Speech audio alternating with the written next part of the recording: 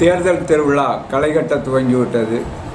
வேட்பாளர்களும் கட்சியின் தலைவர்களும் கணக்கில்லாத வாக்குறுதிகளை வாரி வழங்குகிற பருவம் இந்த பருவம்.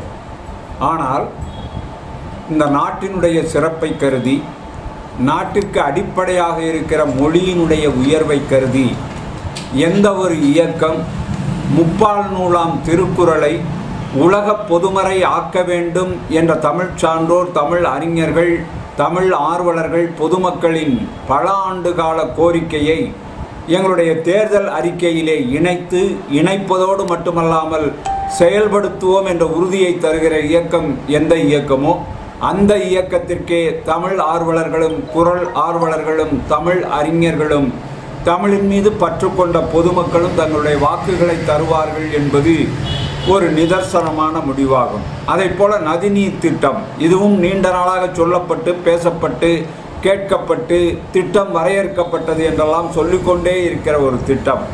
இதை நிச்சயமாக நாங்கள் வெற்றி பெற்று ஆட்சி அமைத்தால் இத்தனை மாத காலத்திற்குள் செயல்முறைக்கு கொண்டு வருவோம் என்று எந்த இயக்கம் உறுதி தருகிறதோ அந்த இயக்கத்தையே இன்னும் 10 ஆண்டு காலத்தில் நிலத்தடி நீர் வற்றி குடிநீருக்கே மிகப்பெரிய பரிதாபம் ஏற்பட்டு மக்களுடைய வாழ்க்கை கேள்விக்குறியாகும் என்ற பொதுநல ஆர்வலர்களுடைய அச்சுறுத்தலுக்கு விடை காணுகிற வகையில் நதிநீர் இணைப்பை மிகச்சிறப்பாக செயல்படுத்துவோம் என்று உறுதி தந்து செயல்படுத்துகிற இயக்கத்திற்கே பொதுமக்களுடைய வாக்குகள் இருக்கும்.